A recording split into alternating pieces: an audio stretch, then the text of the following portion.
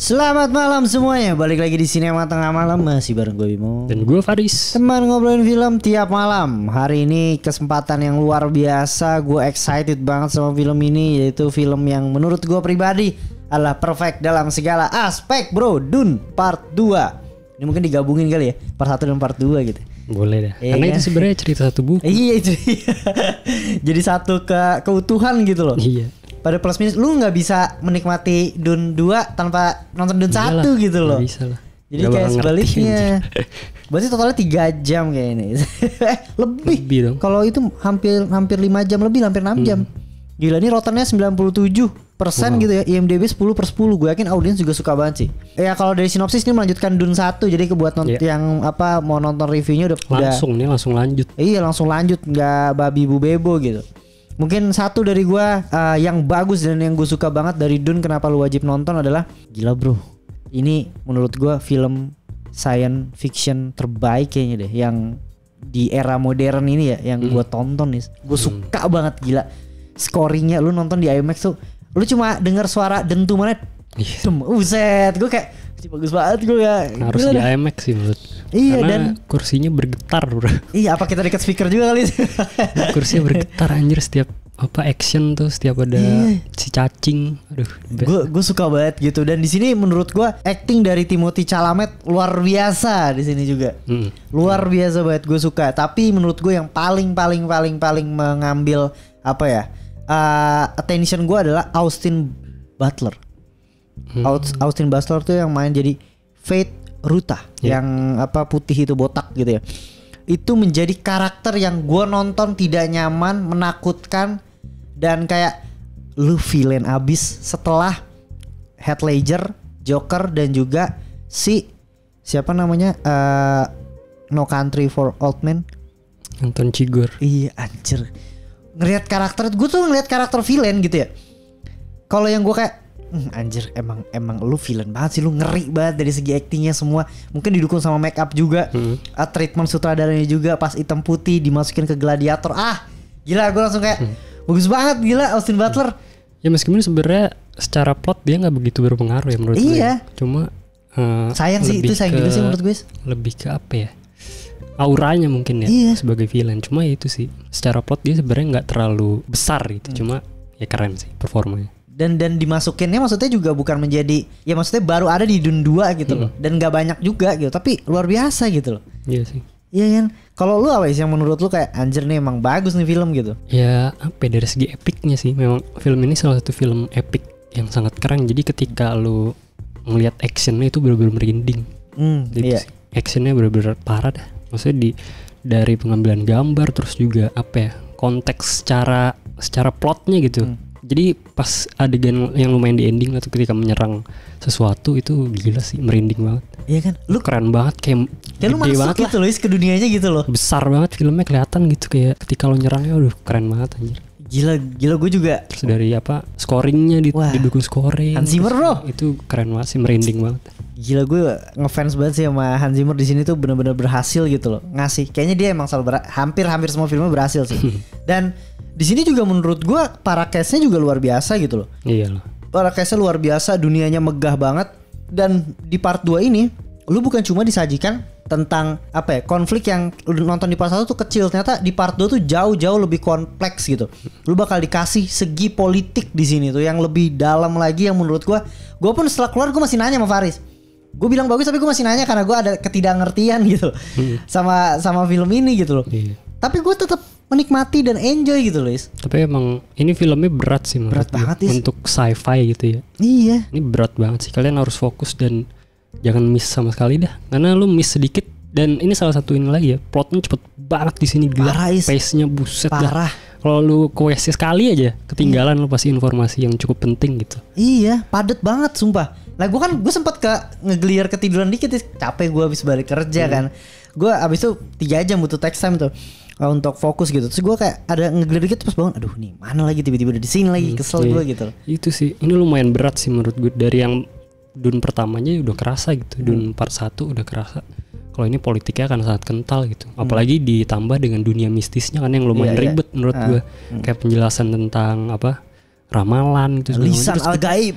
Terus kan itu lumayan asing di kita ya, kayak dia dibilangnya Messiah segala macam, terus ada bisa dibilang kayak super powernya juga lah, yang bisa telepati gitu segala macam, itu lumayan asing kan. Jadi untuk memprosesnya cukup berat gitu film-film dunia. Dan ini bisa didiskusi bukan cuma review, sebenarnya berteori juga bisa sih sebenarnya di film ini. Karena banyak gitu, luas gitu loh Iya. Di sini. Dan sebenarnya menurut gua gua nggak tahu, gua nggak baca bukunya, gua nggak nonton. Adalah film lamanya kan? Maksudnya ada kan. Nah, gua tuh nggak tahu, nggak ngikutin juga. Tapi di sini tuh yang menariknya adalah lu tuh bukan cuma politik, tapi di sini tuh agama juga gitu loh. Sebenarnya konsep agama aja gitu loh. Kayak film ini tuh ada seorang bangsa Freeman gitu ya, yang kacau balau, yang akhirnya ditaruh sama satu kepercayaan akan ada lisan al-gaib atau Mesiah gitu, ya, agama gitu ya, kepercayaan mereka gitu ya. Akhirnya ngebuat mereka bersatu dan menunggu hal itu gitu loh. Sebenarnya kan di situ kan konfliknya. Entah sebenarnya ramalan itu tuh bener atau enggak atau apa, itu kita nggak tahu. Tapi itu yang terjadi, dan ternyata di situ pertama ada agamanya, dan ternyata ada politik keluarga juga gitu loh, politik luar ini, dan ada plot twistnya gila luar biasa bro. Iya itu sih, sumpah berat dah pokoknya. Tapi itu sih mungkin yang bikin yang bikin bagusnya juga adalah si Frank Herbert itu penulisnya mungkin mengambil unsur-unsur dari dunia nyata juga kan, kayak perang terjadi gara-gara rempah ya kan, itu kan terjadi di dunia kita gitu, apalagi Indonesia juga merasakan gitu. Terus juga ada lisan al-gaib, Mesiah segala macam kan, dia mengambil dari Bible, mungkin itu sih yang bikin cerita jadi kuat gitu. Iya, dan gue suka di sini ya, mungkin ini sih kalau dari gue ada sedikit ketidakcocokan atau kayaknya harusnya bisa lebihin lagi. Gue tuh pengen banget sih siapa lisan al-gaib ini, Paul gitu ya, belajar di Freeman itu jauh-jauh lebih dalam gitu loh. Tapi di sini ya bener kata lu, pace-nya cepet banget bro. Iya sih, itu gue nilai minusnya dari gue sih, pace-nya yang super cepatnya. Tapi gue ngerti gitu ya kan, bukunya kan 800 halaman gitu ya, dan udah di split jadi 2 part juga. Si Denny-nya udah berusaha squad mungkin untuk bikin film ini porsinya pas gitu setiap scene-nya, tapi menurut gue masih sangat-sangat kecepetan sih. Jadi ada beberapa momen yang terasa kayak perasaan Paul tuh karakternya di sini kayak masih gini, tapi beberapa menit kemudian udah berubah gitu. Kayak kita tidak dijelaskan dia mengalami apa untuk berubah pandangannya secara 180 derajat gitu sih. Banyak yang kayak gitu lah. Tapi memang menurut gue di pecahnya part ini juga ngefilter sih. Kayak maksudnya kalau di part 1 lu udah gak mengerti atau lu kurang suka, berarti lu kayaknya gak lanjut part 2 deh. Gitu. Karena tapi di part 1 menurut gue, buset, gue nonton part 1 3 kali gue nonton. Pertama karena suka karena bingung. Pertama gue suka. Gue kayak gue nonton tuh iseng, tau gak sih lu nyetel sambil kerja, tapi ujung-ujungnya gue gak kerja. Nah itu kan gue banyak skip tuh. Bagus banget gitu. Sampai akhirnya dalam sebulan lalu gue nonton lagi, karena gue mau tau keluar yang kedua. Anjir bagus banget. Dan kita dapat screening dari Warner Bros sekali lagi di IMAX. Gue nonton lagi, makin ngerti lagi, dan gue makin suka lagi sama part 2 jadinya.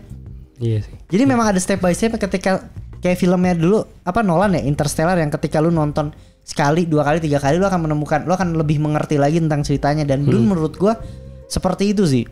Ada faktor seperti itu juga gitu. Tapi perbedaannya lumayan sih, yang part 1 menurut gue pace-nya lumayan slow tuh. Ya kan, mereka menjelaskan segala, tapi di sini buset cepet banget. Tapi seru sih actionnya. Part 1 tuh part 2. Eksplorasi karakternya juga enak. Siapa namanya? Si Jason Momoa gitu. Lu dapat ini hubungan dia sama ini deket banget, terus hubungan ini sama ini. Jadi dapat gitu loh. Dan di part 2 tuh bener-bener dialirinnya luar biasa cepetnya. Iya. Tapi gitu. Keren sih. Dan iya sih, banyak teori-teori juga menurut gue kayak karena kan dia bisa dibilang bisa melihat masa depan lah gitu ya. Tapi ada juga dia bisa mengubah masa depan kan, tentang si Jarmis itu, anjing itu GG juga sih kalau yang di part 2. Itu gue gak ngerti tuh. Kan yang di part 1 kan yang dia battle sama Jarmis, kan sebelum itu dia mimpi kan kalau Jarmis tuh jadi gurunya kan. Tapi ketika dia bunuh, dia ngerasa ternyata gue bisa mengubah masa depan gitu segala macam kan.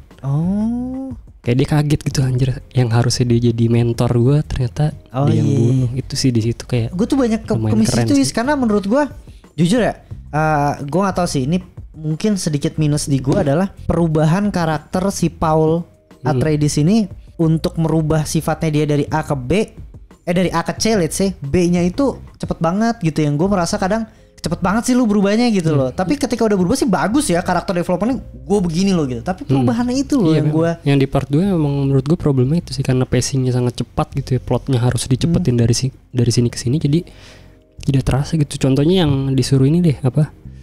Disuruh nginep di gurun sama si siapa namanya, Stilgar ya kan. Gue kira dia akan lumayan melewati banyak fase gitu untuk mendapatkan ilham atau apa kayak gitu ya. Tapi tiba-tiba kan? Setelah dia apa ngobrol sama si Zendaya, udah besokannya langsung nyerang ini kan, apa yang dari tanah tuh nongol yang pakai sedotan itu, kayak gue tidak mendapatkan apa-apa jadi dari nginep di gurun itu gitu sih. Kayak kan dibilang akan ada jin gitu segala macam. Wah, gue kira seru dia akan dapat godaan gitu. Juga dia bilang gue bakal diajarin gak tuh naikin cacing gitu. Iya, tiba-tiba bisa kan. Tiba-tiba langsung tes gitu. Nggak diajarin itu sih, kayak gitu, kayak kita. Gue ngerasa kayak aduh, kayaknya kalau dikasih tunjuk bagaimana dia dilatihnya itu akan lebih dapet gitu. Tapi kayaknya Warner Bros takut juga sih. Lu nih udah 2 part aja lu kalau mau jadi 3 part berlanjut sampai baru ending ini gue gak ada budget ini bro. Itu sih sayang sih. Aduh. Ya kan, cuma bagus sih. Memang maksud gue itu kecepatan, cuma pas udah apa ya bisa bilang Final Battle juga tetap aja bikin merinding ya. Iya. Banyak faktor lain juga sih. Iya, gila bro. Gila sih, gue merinding banget ketika ini sih.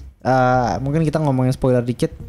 Ketika ngumpulin apa pasukan sih, pas dia bilang apa Atreides gitu, buat teriak tuh gila bro, anjir. Kayak itu semua perfect. Tapi kelihatan sih perubahannya si Paul itu jadi kayak serem gitu. Iya. Itu gila. Ngeliatnya kita juga takut gitu ketika yang di rapat itu kan, buset. Yang dia langsung apa melihat masa depannya satu orang itu, aduh serem banget. Silence yang diteriak gitu. Dan menariknya adalah gue nggak tahu sih orang di bioskop itu tepuk tangan ya ketika Paul Atreides menang. Tapi justru di gue sebaliknya sih. Gue merasa apa ya, karena karakter udah berubah gitu, gue ngerasa dia lebih ke villain daripada ke hero. Itu dia kan, gue nanya ke lu tadi pas pulang, istri jahat gak sih sebenarnya? Gue itu. Iya, itu mungkin keren karakternya gitu ya. Yang tadi jadi hero gitu, yang tidak ingin menjadi dewa atau emperor, tapi karakternya berubah 180 derajat gitu. Itu serunya di situ. Cuma gue nggak ngerti sih orang-orang di bioskop tepuk tangan. Keren sih, ya keren sih. Ya. Mungkin karena dikira jagoannya ya. Tapi gue ngerasa kayak Breaking Bad gitu, Walter White yang perlahan-lahan menjadi sosok villain gitu. Gue merasakan itu di Paul Atreides gitu sih. Tapi gue melihat di sini sih, ini spoiler lah ya, spoiler dah, nggak apa-apa. Gue melihat endingnya itu akan terjadi sesuatu hal yang buruk gitu. Pokoknya intinya si Paul ini memang akan lebih condong ke villain. Ya sesuai ramalannya Zendaya bakal jadi salah satu orang yang bakal lawan dia. Sama akan yang jadi menurut gue lisan al-gaib utamanya itu adalah si adenya.